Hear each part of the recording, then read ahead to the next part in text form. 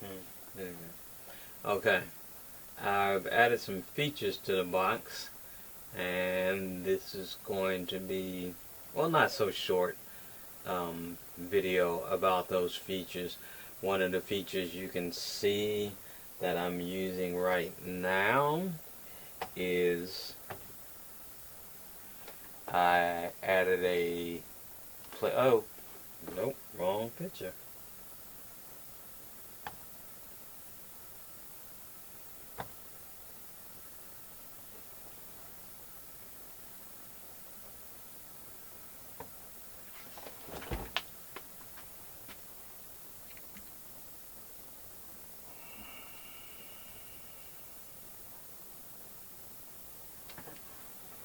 Move the mouse out of the way. I added a something is wrong with my table. I gotta figure it out. Anyway, I added audio out. I put a HDMI extractor inside the box, and so I can have audio out from the ATEM Mini Pro, because they don't have audio out. So the signal that goes out to the signal that's going out from the man, I'm just dropping stuff all over the place. I can now monitor the sound from the ATEM directly instead of having to monitor the sound from the computer as it's going into the computer.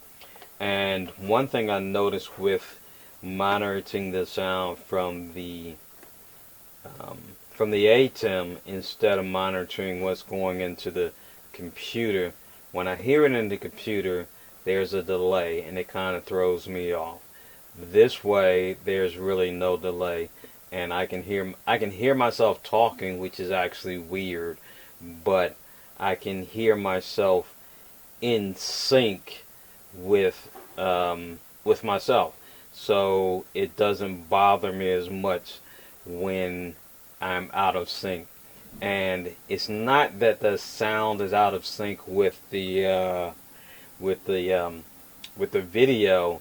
It's just that what's coming off the ATEM when it gets into the computer and I'm monitoring the signal to the computer, it's still a slight delay of the whole thing, video and audio. So it's kind of delayed. So that's the first thing I added. Well, not the first thing in that particular. Actually, yeah. Now that I think of it, that's the first thing I added. And the other thing is, let's switch to camera 3. Is now, if you look, you can see that I have the Multiview on 2 different screens. This is not the way I normally keep my setup. If you've been watching the channel, you actually already know that, but I have that screen hooked up, just proof of concept, to make sure everything was working. But I wanted to be able to hook this up to another monitor if I needed to or wanted to. And another thing I have, it's on this side, so you can't see. I'll put a picture of all the connections that I made at the end of this video, because I lost some of the video that I shot while I was making this. I lost. Actually, I didn't lose it. I thought I hit the record button and I didn't. So you will actually see me put this connector in, but you won't see me put the connector in the back that's making this operate. The HDMI connector I added to the back over here, and the extra Ethernet port I added over here on this side. I added extra Ethernet port because I wanted to be able to hook up a laptop and control the ATEM separate from the laptop that's on here, that's always connected, that controls the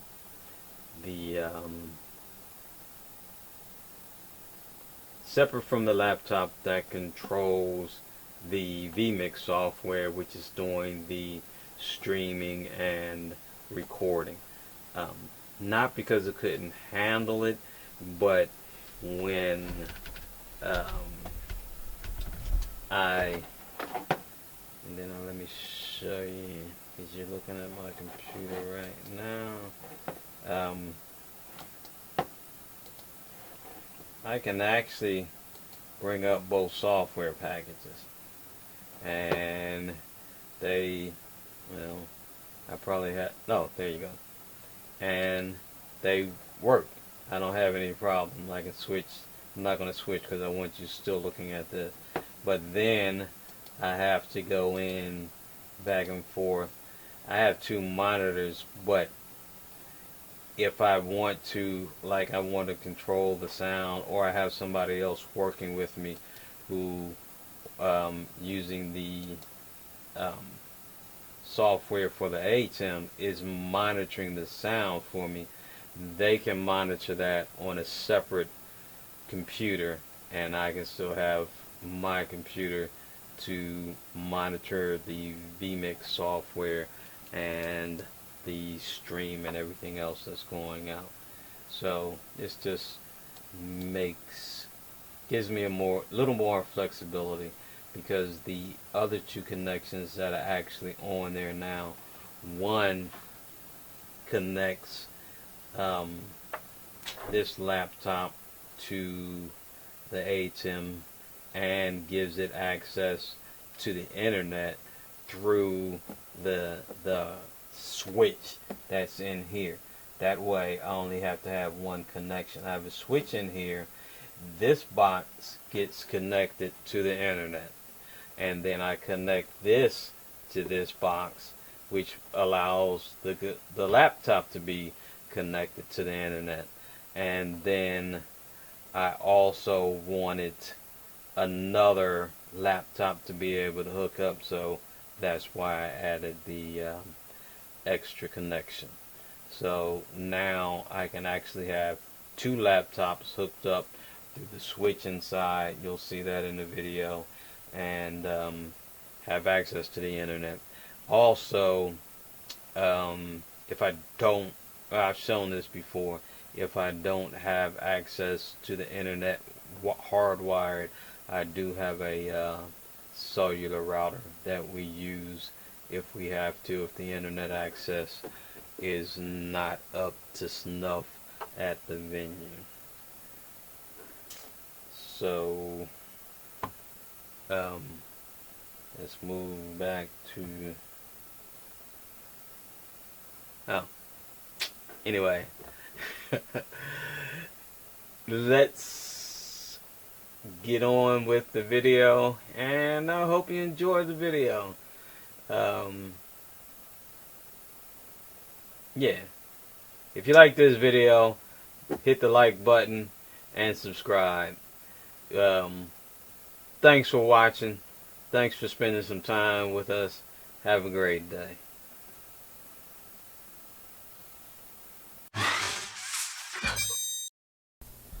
Alright, I'm getting ready to make some additions to my mobile studio number 2 featuring the Black Magic.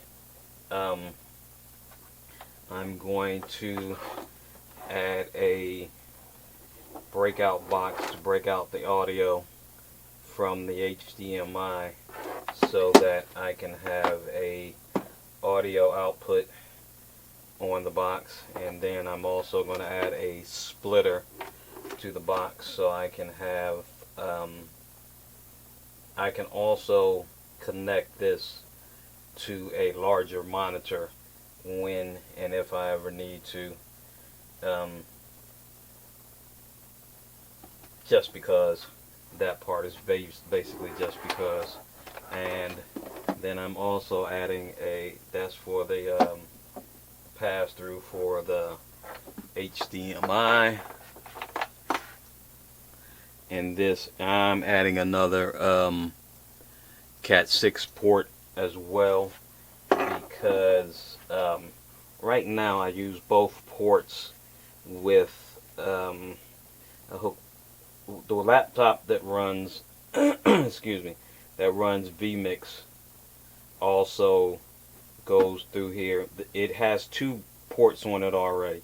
One goes out to the landline and internet access, hardwired, and then the other goes to the laptop. What I would like is to be able to have another, in case I want to hook up another laptop for running the I can close this. I can run, well, I have the Behringer X Touch Mini that I use to run it as well, but I would like to be able to close this up. If I have a bigger monitor, just close the lid, and then I will have I can connect another laptop as to run the software as well for the ATEM. So, and I can run it from the laptop that's already hooked up, but then I have to switch back and forth for screens. I would rather be able to have one laptop with the ATEM Mini software on it running, because I can control sound. That's mostly what I would have another laptop for, and then the other one for controlling the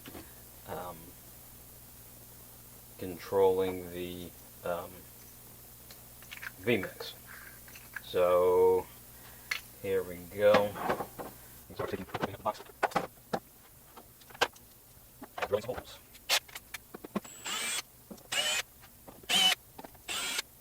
Another thing I'll show you even more when I get in there, the HDMI actually does need power, and this is not the wire it came with it. It just has a regular USB power plug, but the one that came with it doesn't have the little ferrite collar, which cuts down on radio signal or radio interference. So I switched to these to cut down electrical interference for any of my video and audio signals, because I've had problems with radio interference in the past on equipment. So let's roll that up like that, and you can get a good look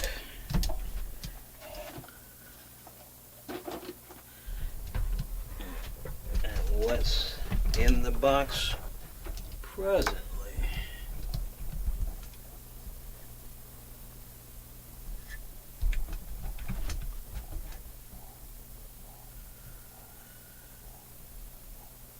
I'm actually showing this view because in one of the discussion group I'm with, they were talking about how somebody's doing a fundraiser for one of these boxes, and they were talking about the price of it, and some people thought that the price that somebody was asking for was a little too high. But I wanted to show what all goes into these boxes so that they can see that the price really isn't as high as they think, because there's a lot that goes into it. And then mine even more, because I added the HDMI to SDI, or the SDI to HDMI converters. So it actually involves a little bit more. And so yeah, that's that, and let's get this moved back out of my way. So pull this back up.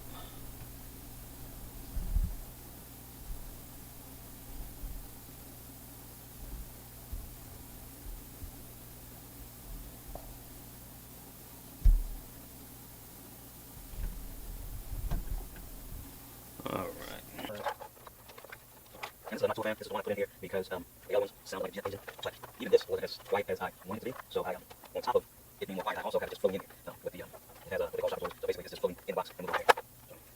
So, this. I have another adapter upstairs. I'll cut this off, but I'm going to grab a right one and get that. Okay, this does 2.4 amps across both, but each thing only needs, the router only needs 0.6 amps. So, and then the fan only that. So, that should be hesitation to double check to make sure I was connected to the I don't want to blow anything up. So, always best. I do a lot of carpentry, the same carpentry, measure twice, cut once, and I use that same theory in electronics. Verify before you just jump in, so that you don't have running problems that you don't want. So, not sure how hot these things get when you get hot, but I need to figure that out soon. I'm testing out this room for a while with the to see how much it produces, and if I need to. Okay, now let's figure out where I'm going to place things. This is my extractor, and this is where the plug is going to be. Find the audio cable. Next, I'm going to put this one on top instead of in the back where the input was. I think I want this on top here.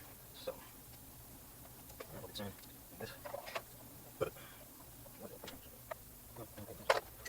So, I'm going to get these both sides taken. Now I'm going to have that to the bottom of this, of my top plate. That way, it's not sitting on top of this stuff. It'll be above it, and you can use this, and or this will, nice, put that on the wrong side. Well, I can push through on both ways. That good ventilation on this one there. I think that's going to be the slot.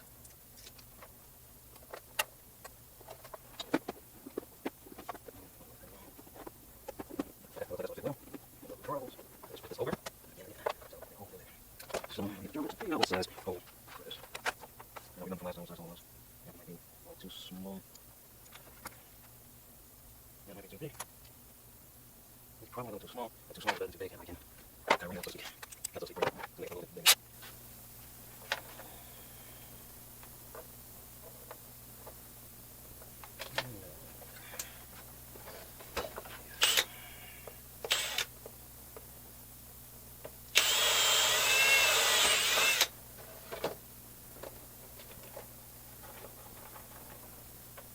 I have to vacuum that out later. That might not be quite big enough as I thought this time. Alright. That's an awesome.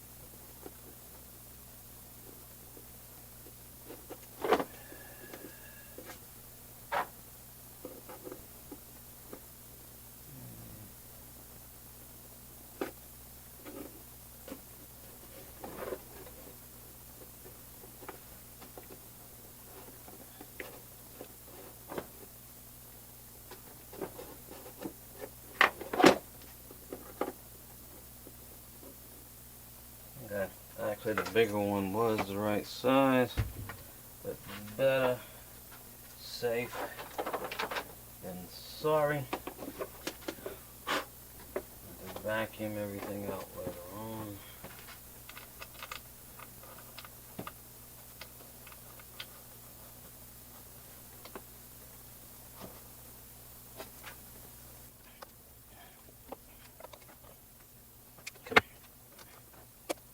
Now, for the other splitter.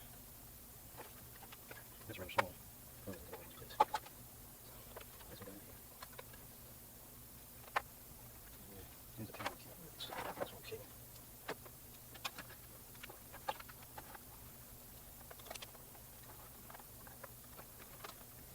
This box doesn't look like it's going to reality. I hope it won't, but it's going to end up as I think I'll end up placing it. Oh yeah, that's right next to it. Or I can just put it on top. Okay, should be too long. I'll wear it out later. No, I think that was too tall. too. I was waiting. I'm gonna go here. Other. Okay, this is the easy part. The hard part is going to be figuring out when to put these.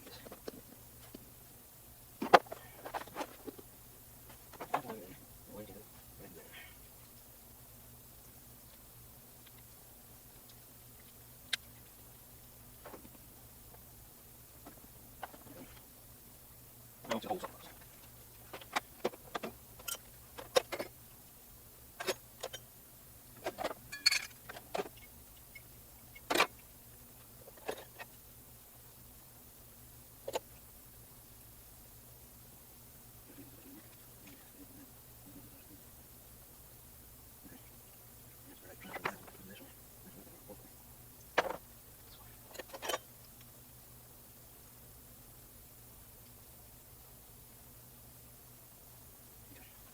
So, right there.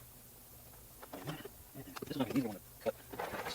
I just have a lot in the way right there. There's some wires in the way. So.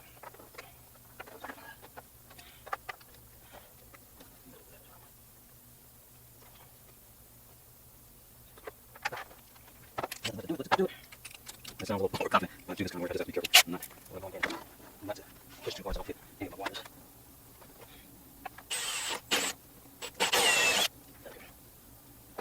Did that almost successfully. Well, that's successful. I'm hoping to, but not. It wasn't as hard as I thought it was going to be. Let's see. This is good.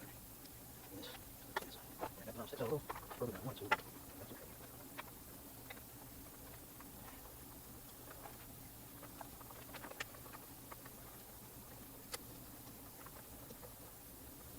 Alright, there's a piece of the structure in my way that I'm going to have to just cut a little bit so that I can get my nut on the knife.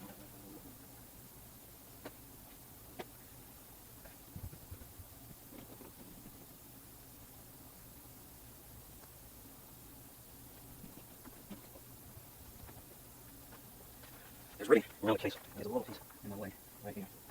It's stopping me to get my flip on. I'm talking while I'm kind of back towards the camera, so what I'm saying is there's a little piece of rigging in case, structural rigging around the case of the spot, and